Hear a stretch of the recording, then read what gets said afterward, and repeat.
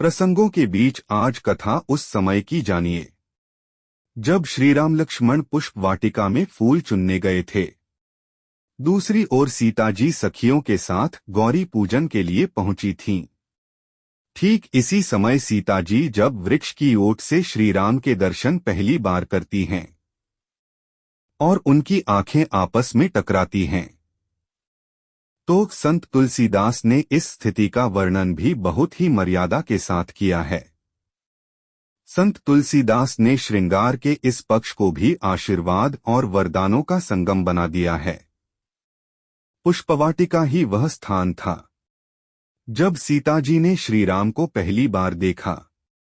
राम ने भी वैकुंठ से उतरने के बाद पहली बार इतने दिनों में अपनी लक्ष्मी को निहारा। तुलसीदास मानस में इस प्रसंग को कुछ यूं लिखते हैं कि श्रीराम को देखकर सीता जी बिना पलक झपकाए एकटक उन्हें देखती रहीं। वो यहाँ सीधे इस बात को नहीं कहते कि पलकें झपकना भूल गईं। वह लिखते हैं कि पलकों ने झपकने का अपना काम ही छोड़ दिया, मानो कि जैसे पलकें वहां थी ही नहीं। निमेष का अर्थ होता है पलकें। व्याकरण के अनुसार यह एक संधि शब्द है जिसके दो हिस्से हैं, निमिष और ईश। निमिष समय मापने की एक प्राचीन यूनिट है। हमारी पलकों को एक बार झपकने में जो समय लगता है उसे निमिष कहते हैं। सीता जी के एक पूर्वज थे निमि, जो किसी समय मिथिला के राजा हुआ करते थे।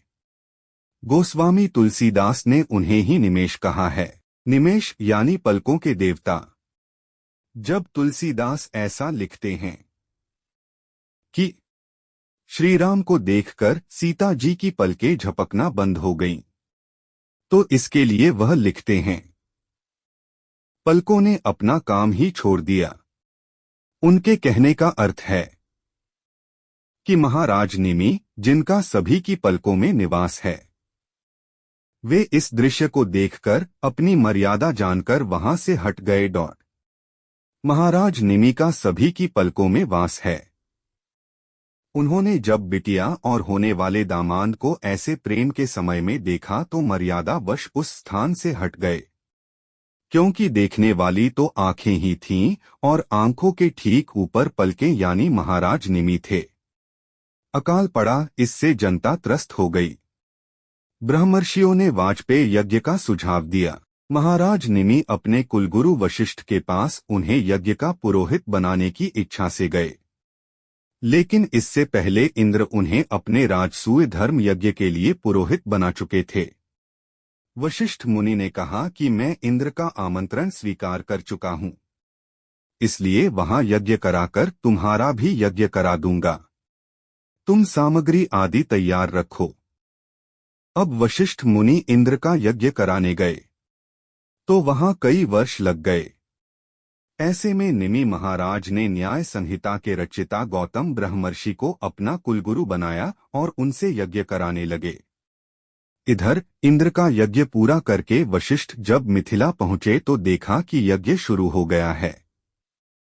क्रोध में उन्होंने निमि को प्राणहीन हो जाने का श्राप दे दिया। अब चूंकि इतना बड़ा यज्ञ खंडित नहीं किया जा सकता था, इसलिए ऋषि गौतम और ऋत्विज मुनियों ने मंत्र शक्ति से निमि के प्राण को निकलने नहीं दिया। इस तरह वह जीवित नहीं रहे, लेकिन मृतक भी नहीं हुए। उनका शरीर सुरक्षित रहा और आत्मा को मंत्रों से शरीर की परिधि में बांध दिया गया। महाराज निमि ने इसी अवस्था में अपने भाई देवरात की सहायता से यज्ञ की आहुतियां दीं और सभी देवताओं की स्तुति की। वाजपेय यज्ञ के सिद्ध होने पर मां अंबा को प्रकट होना होता है। माता प्रकट हुई और उनके प्रकट होते ही वर्षा होने से अकाल मिट गया। तब उन्होंने प्रसन्न होकर निमि से वर मांगने को कहा। सबने सोचा निमि शरीर वापस मांगेंगे, लेकिन निमि ने कहा कि मैं इतने दिनों से न जीवित हूं न मृत, इसलिए शरीर का मोह अब नहीं रहा। आप मुझे इतना वर दीजिए कि हमेशा अपनी प्रजा के दुख देख सकूं और उन्हें दूर करने का उपाय कर सकूं। देवी अम्बा ने उनकी इच्छा पूरी करते हुए वरदान दिया कि आज से सभी की पलकों में आपका निवास होगा। आपकी ही शक्ति से मनुष्य पलकें झपका सकेगा। देवता इससे मुक्त रहेंगे और ऐसा नहीं कर पाएंगे। इसलिए देवताओं को अनिमेष कहा जाएगा। अनिमेष यानी जिसकी पलकें न हों। इस तरह सभी की पलकों में महाराज निमि का वास हो गया। आज पुष्प वाटिका में भी सीता जी की पलकों पर वह थे। लेकिन जब उन्होंने महालक्ष्मी के सामने महाविष्णु को ऐसे प्रेम रूप में देखा तो प्रणाम करके कुछ समय के लिए ये स्थान ही छोड़ दिया। लिहाजा सीताजी की पलकें झुकनी ही बंद हो गई, ताकि श्री राम जी की छवि नेत्रों से होते हुए हृदय में समा सके। जब ऐसा हो गया तो चतुर सीताजी ने तुरंत ही पलकें गिरा लीं, यानी नेत्र कपाट बंद कर दिए।